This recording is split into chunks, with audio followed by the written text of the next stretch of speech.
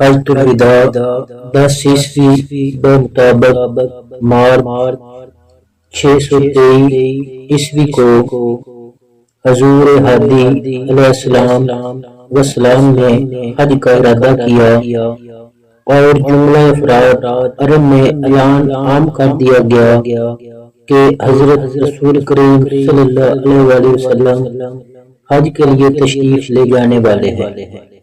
اس اطلاع کے بعد انبیاء در انبیاء اور گروہ در گروہ خلقت مدینہ طیبہ میں جمع ہو گئی، جس میں ہر طبقہ اور ہر درجہ کے لوگ شامل تھے۔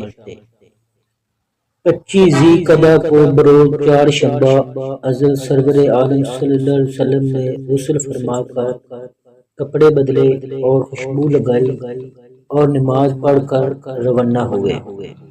اس سفر میں ازواج مطہرات موجود تھیں، سوار آپ کے ہمراہ تھیں۔ اس مقدس قافلہ کے ساتھ راستہ میں ہر جگہ سے فوج در فوج لوگ شامل ہوتے جاتے تھے۔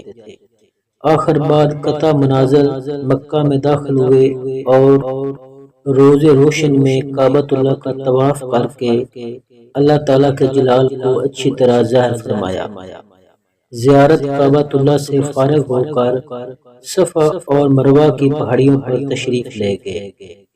ان کی چوٹیوں پر چڑھ کر اور کعبۃ اللہ کی جانب رخ کر کے کلمات توحید و تکبیر پڑھے۔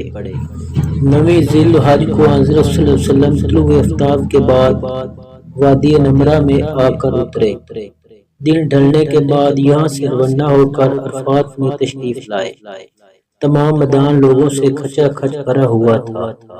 ہر ایک شخص تکبیر و تہلیل، تحمید و تقدیس میں مصروف تھا۔ اس وقت 1.5 لاکھ افراد کا مجمع اقام الہی کی تعمیل کے لیے ہمتاً حاضر تھا۔ حضرت رسول کریم صلی اللہ علیہ وسلم نے پہاڑی پر چڑھ کر اور قصبہ اونٹنی کا نام پر سوار ہو کر خطبے کا آغاز فرمایا، جس کا پلان 1 روپے سے زیادہ قیمت کا نہ تھا۔ خطبہ نبوی صلی اللہ علیہ وسلم: لوگو، میں خیال کرتا ہوں کہ میں اور تم پھر کبھی اس مجلس میں اکٹھے نہ ہوں گے۔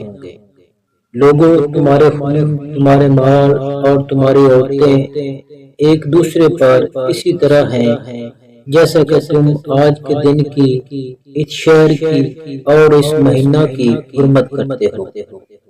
لوگو، تمہیں عنقریب خدا تعالیٰ کے سامنے حاضر ہونا ہے اور وہ تم سے تمہارے اعمال کی بابت سوال کرے گا۔ خبردار، میرے بعد گمراہ نہ بن جانا کہ ایک دوسرے کو کاٹنے لگ جاؤ۔ لوگوں، جاہلیت کی ہر ایک بات کو میں اپنے قدموں کے نیچے پامال کرتا ہوں۔ جاہلیت کے قتلوں کے تمام جھگڑے ملیا میٹ کرتا ہوں۔ پہلا خون جو اپنے خاندان کا ہے، یعنی ربیعہ بن الحارث کا خون جو بنی سعد میں دودھ پیتا تھا اور حذیل نے اسے مار ڈالا تھا، چھوڑتا ہوں۔ جاہلیت کے زمانے کا سود ملیا میٹ کر دیا گیا۔ پہلا سود جو اپنے خاندان کا ہے میں مٹاتا ہوں، وہ عباس بن عبد المطلب کا سود ہے، وہ سب کا سب چھوڑ دیا گیا۔ لوگوں، اپنی بیویوں کے متعلق اللہ تعالیٰ سے ڈرتے رہو۔ خدا تعالیٰ کے نام کی ذمہ داری سے تم نے ان کو بیوی بنایا اور خدا تعالیٰ کے کلام سے تم نے ان کا جسم اپنے لیے حلال بنایا ہے۔ تمہارا حق عورتوں پر اتنا ہے کہ وہ تمہارے بستر پر غیر مرد کو نہ آنے دیں۔ عورتوں کا حق تم پر یہ ہے کہ تم ان کو اچھی طرح کھلاؤ اور اچھی طرح پہناؤ۔ مخلوق خدا اللہ تعالیٰ کا کنبہ ہے، اس لیے اس کے نزدیک محبوب ترین وہ شخص ہے جو خدا تعالیٰ کے کنبے کے ساتھ حسن سلوک سے پیش آئے۔ لوگوں، میں تم میں سے وہ چیز چھوڑ چلا ہوں کہ اگر اسے مضبوط پکڑو گے تو کبھی گمراہ نہ ہونا۔ وہ قرآن مجید اللہ تعالیٰ کی کتاب۔ حضرت ابراہیم رضی اللہ عنہ کی وفات پر آپ نے عقیدہ ہو کر فرمایا، آنکھیں آنسو بہا رہی ہیں، دل غم زدہ ہو رہا ہے، لیکن منہ سے ہم وہی بات کہیں گے جن کو خدا تعالیٰ پسند فرماتا ہے۔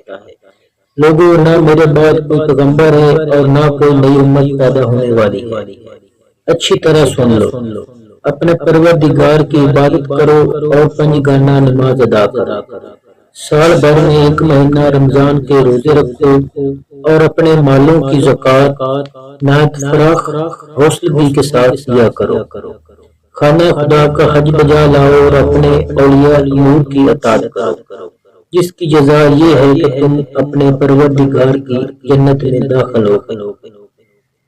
لوگوں قیامت کا دن تم سے میری بابت میں پوچھا جائے گا، مجھے ذرا بتاؤ تو صحیح کہ تم کیا جواب دو گے؟ سب نے متفقل لفظ ہو کر کہا کہ ہم اس کی شہادت دیتے ہیں کہ آپ نے اللہ تعالیٰ کے احکام ہم پر پہنچا دیا، آپ صلی اللہ علیہ وسلم نے رسالت و نبوت کا حق ادا کر دیا، آپ نے ہم کو کھوٹے کھرے کی بابت اچھی طرح بتا دیا۔ اس وقت حضور صلی اللہ علیہ وسلم نے اپنی انگشت شہادت کی انگلی کو اٹھایا، آپ آسمان کی طرف انگشت مبارک اٹھاتے تھے اور پھر لوگوں کی طرف جھکاتے تھے اور فرماتے تھے، یا اللہ سن لے، تیرے بندے کیا کہہ رہے ہیں، یا اللہ گواہ رہی ہو کہ یہ لوگ کیا گواہی دے رہے ہیں، یا اللہ شاہد رہی ہو کہ یہ سب کیا صاف اقرار کر رہے ہیں۔ پھر آپ صلی اللہ علیہ وسلم نے فرمایا، دیکھو جو لوگ موجود ہیں وہ ان کو جو موجود نہیں ہیں اس کی تبلیغ کرتے رہیں، ممکن ہے کہ بعض سامعین سے وہ لوگ زیادہ تر اس کلام کو یاد رکھنے اور حفاظت کرنے والے جن پر تبلیغ کی جائے۔ حضور ہدی علیہ السلام جب خطبہ سے فارغ ہوئے تو اسی جگہ اس آیت کا نزول ہوا جس کا ترجمہ ہے، آج میں نے تمہارے دین کو تمہارے کامل کر دیا اور تم پر اپنی نعمت کو پورا کر دیا اور میں نے تمہارے لیے اسلام کا دین ہونا پسند فرمایا ہے۔ الغرض حضرت رسول کریم صلی اللہ علیہ وسلم اس عظیم الشان اور فقید مثال کامیابی اور 1,44,000 برگزیدہ بندوں کے واسطے توحید کی تعمیل و تعلیم اور البلاغ و الوداع کے بعد مسرور و مبتہج مدینہ طیبہ پر روانہ ہوئے۔ آپ صلی اللہ علیہ وسلم کے ساتھ آزاد کردہ غلام زید رضی اللہ عنہ کا فرزند اسامہ رضی اللہ عنہ آپ کے پیچھے اونٹ پر سوار تھا۔